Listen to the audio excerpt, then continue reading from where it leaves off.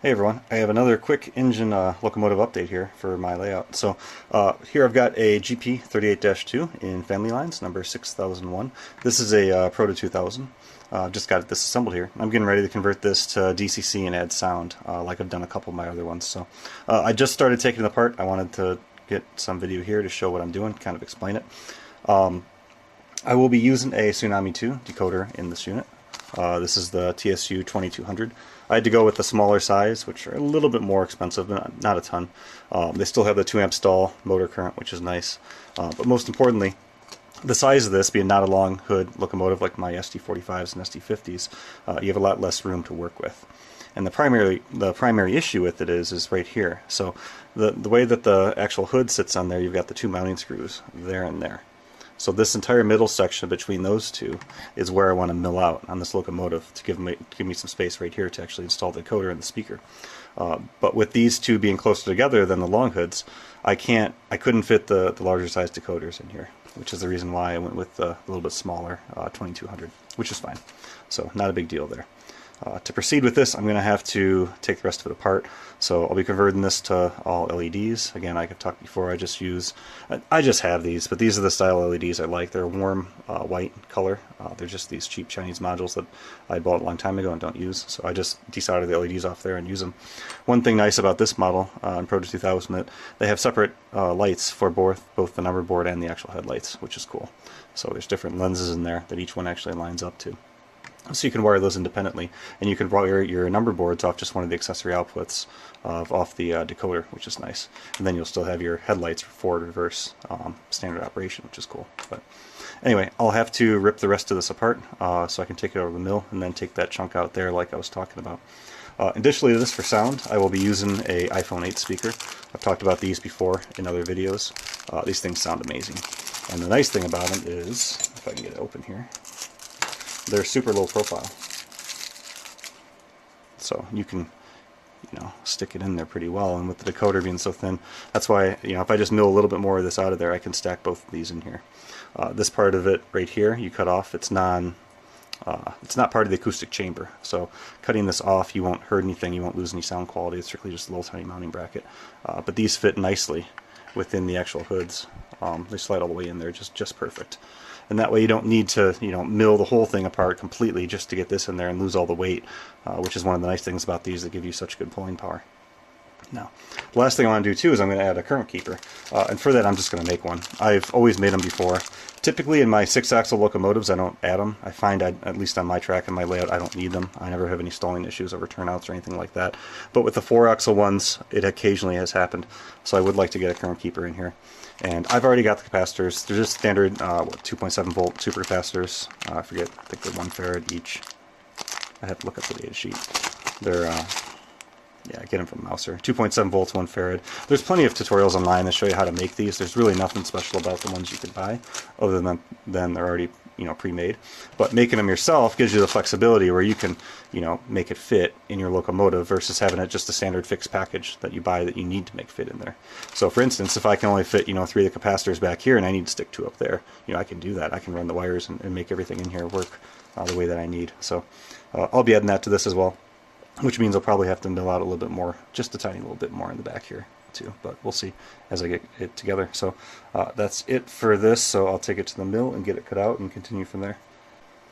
So here's the frame after milling out the section here in the middle like I talked about. I ended up taking a little bit more off the back here. I'll explain why in a second, but this will give me plenty of room to get the actual Soundtraxx decoder in, along with the iPhone 8 speaker, which will sit right there. And then the back, for the current keeper, I need 5 capacitors in series, so that'll give me room for 1, 2, 3, and then 4 and 5. So it'll all tuck in there really nicely once I get it together. So that'll be the next step here, is just start doing some wiring basically. So here is the assembled version of it. I made a few changes along the way in terms of what I was going to do from the previous video. So for the LEDs, I actually ended up just going with standard 3mm warm white LEDs. For this application, they just worked better in terms of mounting and getting them pointing in the right direction. Just have some Kapton tape in there, hold them in place, but they all work well and they line up perfectly within the little lenses inside. And that was, I think I mentioned this, but this is something I really like about Proto 2000. Other manufacturers do this too, where everything is mounted to the chassis.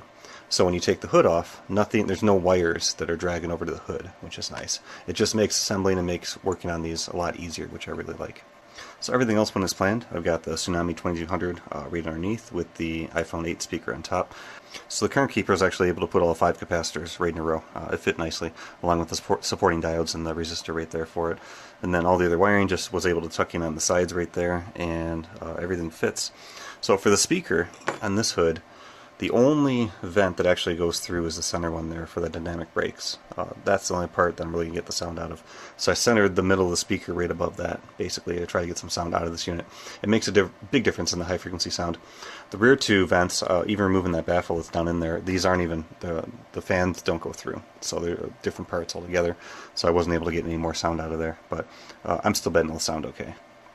And that's it. Like I said, the important thing is everything fits. So I will get this together and we'll go take it for a run.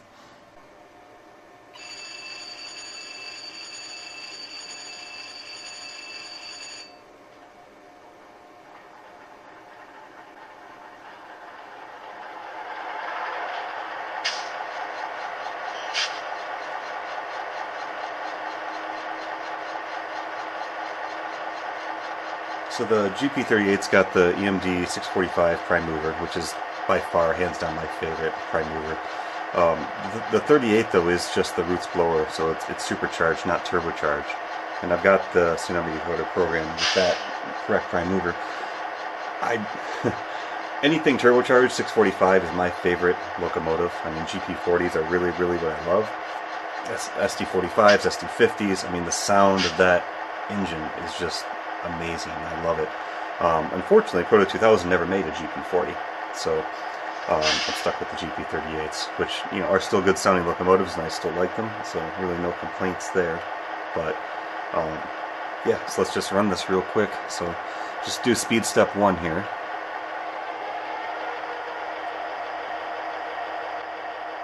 This is as slow as this locomotive will move, at least current configured, in terms of the speed curves and stuff like that, which I am fine with. These Proto 2000s, they just crawl along very, very nicely. Move it up a little bit here.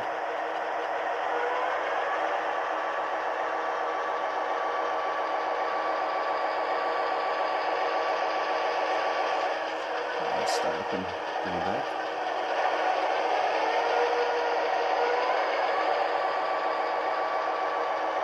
Got the bell. Still a little loud, need to turn that down. Horn.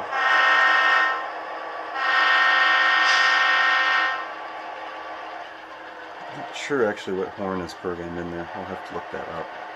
I believe it's one of the Nathan K3 or K5s by default. I can't remember offhand, but